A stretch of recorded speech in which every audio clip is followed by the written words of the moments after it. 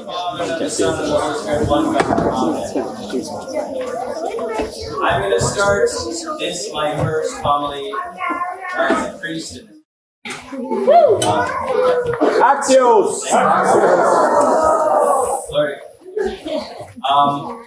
I'm going to start with an apology or asking for your, because I thought there's a lot going on today, this being the liturgy that I was serving.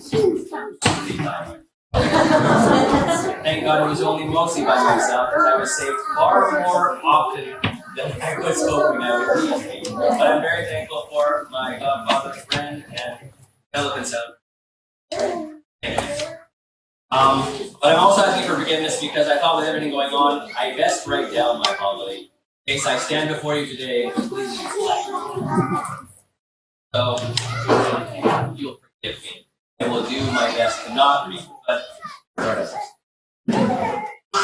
in today's gospel reading, we read about a woman who was infirm, they said, for 18 years. Her specific infirmity was that she was kind of bent over, right? All kinds of actual infirmities that can do this, spinal issues. They say specifically in the gospel, though, that she was tormented by a spirit, specifically held captive by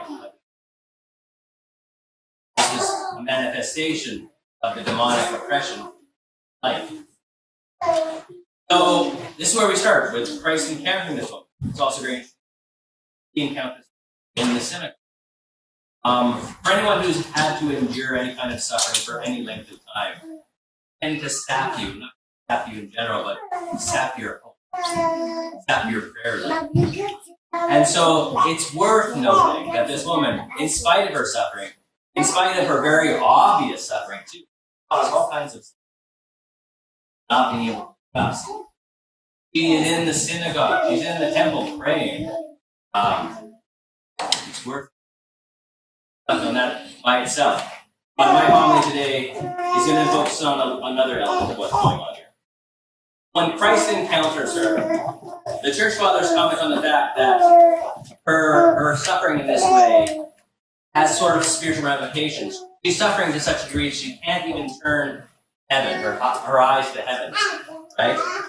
And so it's in that line we see that she's not even able to cry out to Christ.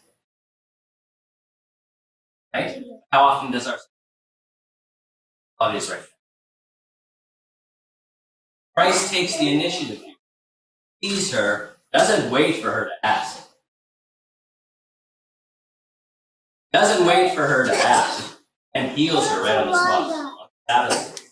Lifts her up so that he can see her and she can see her. Beautiful beginning. Then it takes a turn, as we know. The religious leader of the time, the temple ruler, immediately accused, you're healing on the Sabbath. This isn't right. I mean, it's easy to brush past these things, but what he has failed to do in this moment is, first he's failed to understand who's speaking. He doesn't recognize him. This is the Lord of the Sabbath. Right? This is the one who instituted. More or less, it was instituted for us. Not a rule that God has to play by. In fact, God never rests. Right? Look in various places in the scriptures, and Jesus says, my Father has been working from the very beginning. God sustains all of creation in every given moment. We live and breathe, have our being in Him. If He stopped working, everything else would stop. The Sabbath is not for God. The Sabbath is for us. Right? And that's the other part of the equation. God, he doesn't understand this. Right? For him, he sees the Sabbath kind of as this abstract rule. Now, it's a command that was given. Right? It was given to man so that he might break from his work end of the week as a kind of shadow of what we were looking forward to as the people of God, as a time of true rest, time of truth, right?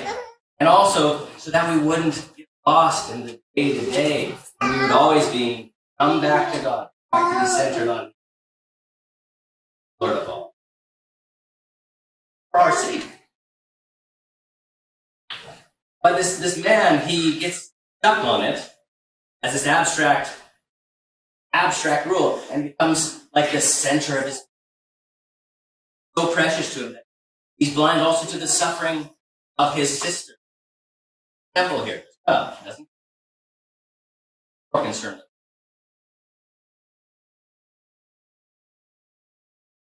So this man doesn't recognize his Lord.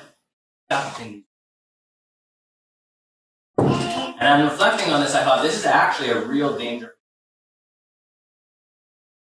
We have all kinds of rules, rubrics. Ask to this. Now this.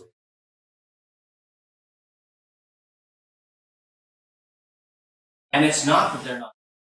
They're just like the Sabbath, they're for our sake, they're for our spiritual. They have an end in mind, right? Which is to transform us into. They're beautiful. And yet, just like the way that this man was thinking of the Sabbath commandment, we can turn them into an idol. Lose sight of everything else, and the important part is we follow the rules. That is it. Really, it's about more than that. It's really a means and for our faith. Valuable, but the reason I have this book is because reading this in conjunction, this book is called CHURCHianity versus Priesthood by Metropolitan Ant. Lovely little book. It's a lecture series. And I thought I'd read a little bit in light of this gospel reading, in light of the fact that there is always the danger that we get stuck in all the things, right? And we have so many around. So many beautiful things. But danger again too is to get stuck in this and to see as ends in themselves. Wait, I wrote it. Here we go. I wrote it. So this is from the book, CHURCHianity versus. In this, he says, this is the Metropolitan. I had a dream a couple of days ago. I dreamt that I was in Russia at the end of the service, and I was about to come out and preach, and the priest said, "Please do not preach.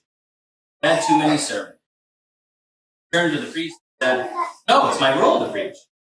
But I will tell you." And I came out and I said, "I was just told that you do not want to hear one more sermon. Too many bishops, too many priests have been speaking.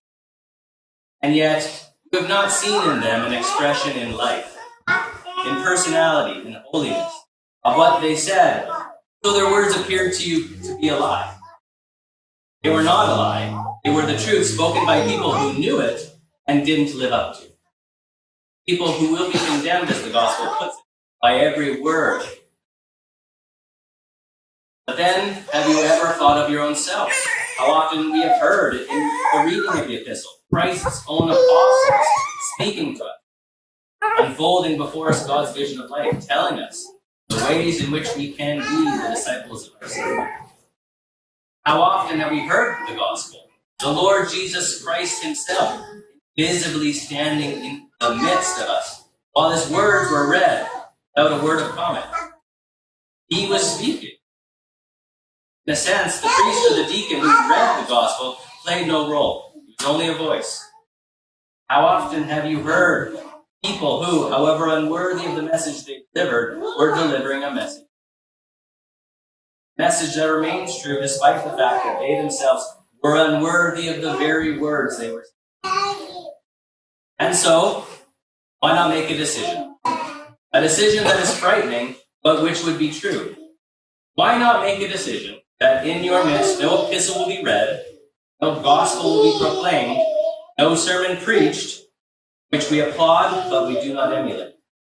That moved us emotionally does not stir us to newness of life.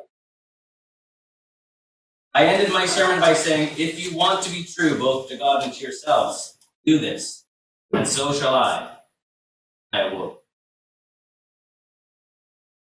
I found it very powerful. I found it very, very fitting. Because we have so many beautiful hymns. They're even more beautiful when the choir does its own. Right? And it's so much more beautiful when we have lovely in our community. But it's easy to lose track of it and get hyper fixated on certain things. Yet that this is something that has to manifest in my life, especially in times when it's hard. You know? And my brother or my sister is not so. So we have to do this because if we get stuck on the outward external, end up like this man. He was a important figure in the temple. He was a very religious. What we want to be, we want to do. But he was so hyper fixated on these. Missed the Lord. That's what we want. We want to understand the heart of